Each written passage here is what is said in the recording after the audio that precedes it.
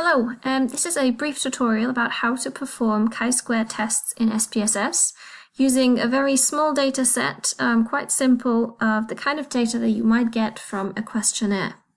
There are two questions essentially that 10 people have been asked. As you can see, we have 10 rows of data here. That means we have 10 subjects, and they have both been asked, those 10 subjects have been asked two questions. One of them is about the course that they study, and one of them asks them their opinion. If you want to know a little bit more about the variables, you can go down here into your variable view, where I would have specified a little bit more precisely what these variables are.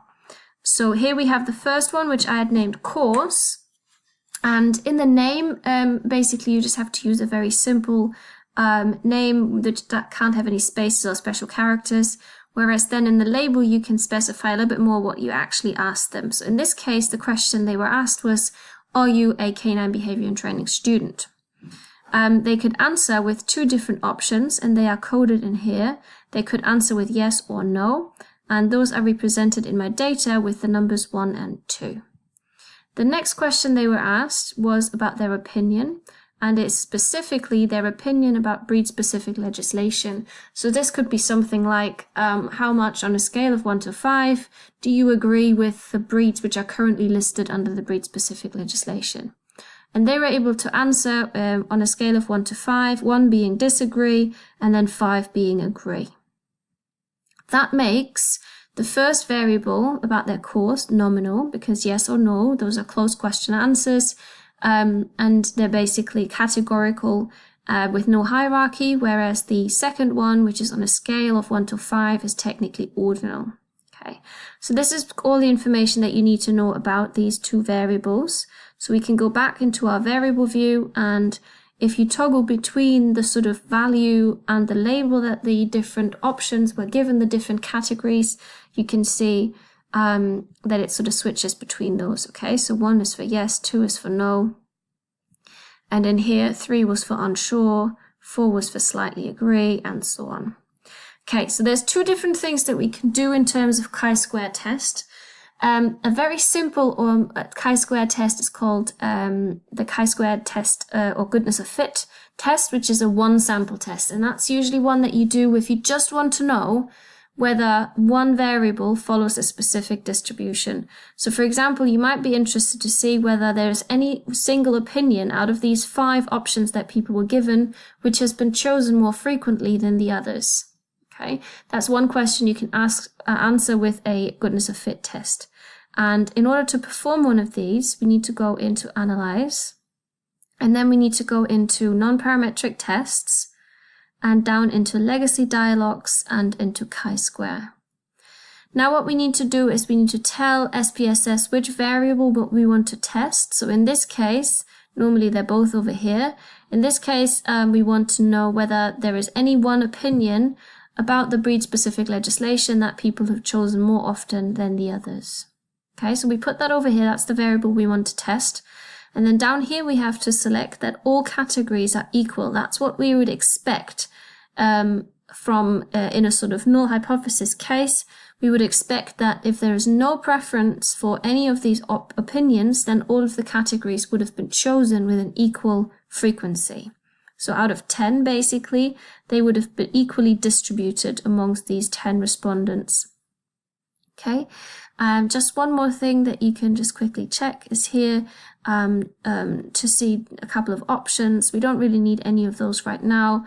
It's a very simple test, so all we need to do is make sure that this is ticked here in order to basically compare what you've observed, the frequencies that you've observed here, with a uniform distribution where all the categories have been chosen an equal amount of times. So we just press OK, and then this output window opens, and this is our results right here. So this is what we've observed. One person chose disagree, slightly disagree was chosen twice, and so on. And expected, if this was a uniform distribution, out of 10 individuals over 5 categories would be a frequency of 2.5 in each. Okay, and that would add up to 10 in total. So this is what you would expect if each category was chosen with the same frequency. you might actually think that, okay, well, unsure was actually chosen 5 out of 10 times, so maybe that will throw out a significant result. But down here in your test statistic, that actually shows that it isn't significantly different from this expected frequency. Okay, so you have a significance value here of 0.308. That is larger than 0.05, which means you have to accept the null hypothesis that there is no difference between what you've observed and what you would have expected if each of the frequencies, each of the categories was chosen the same amount of times. Okay, so that's the very simple chi-squared goodness of fit test that we can do. The other thing we can do with this kind of data, and I'll just bring you back to your data here, because we have two things. We have asked people two different things, and we might be interested to see whether being on the canine behavior and training course somehow affects your opinion about the breed-specific legislation. So we might be interested in whether there is an association between these two variables that we've collected.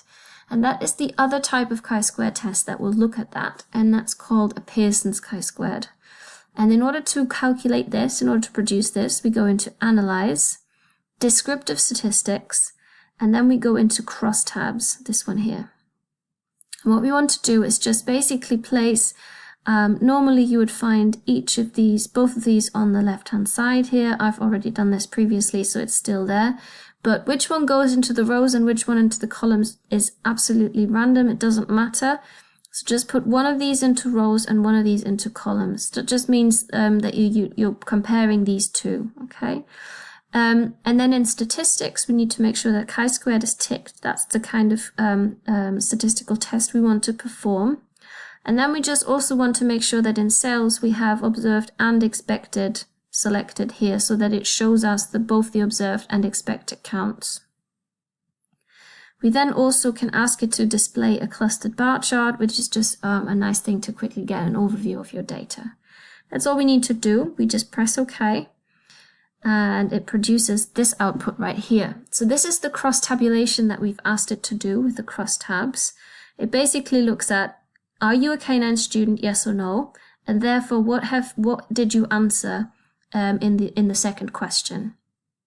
Okay, so essentially it just repeats your data to you, but what it also does is it calculates an expected count, these ones right here, which are calculated on the basis that what would this data look like if the frequency with which the different things were chosen were completely due to chance, if these two variables had nothing to do with one another. That's what the expected shows, and you compare that to your observed. And this is your result right here. Okay, you're interested in this first one, which is the Pearson's chi-squared. And again, this p-value right here which is over 0.05 shows that actually there isn't an association between these two variables. Okay, so being on the canine behavior and training course actually doesn't affect the way in which you have answered, in which your subjects have answered this question about the breed-specific legislation. Just because you're in this category on this question doesn't make it more likely that you are in any of these categories on the second question. So there is no association between these two variables. They are completely independent of one another. Okay, so down here you've just got your clustered bar chart. So you essentially have the yes group here and the no group here, and then the different opinions that they were able to choose from in different colored bars. So it's quite nice to get an overview of your data. Okay, so that was a whistle-stop tour of how to perform chi-square tests in SPSS. If you follow the other videos, I will explain how to do a few of the more advanced statistical tests as well.